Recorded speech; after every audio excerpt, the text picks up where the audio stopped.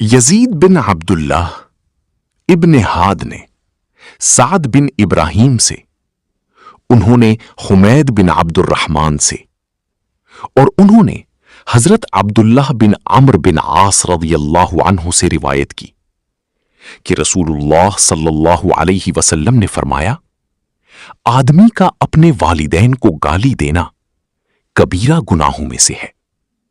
सहाबा कहने लगे, ए अल्लाह के रसूल, क्या कोई आदमी अपने वालिदैन को गाली देता है?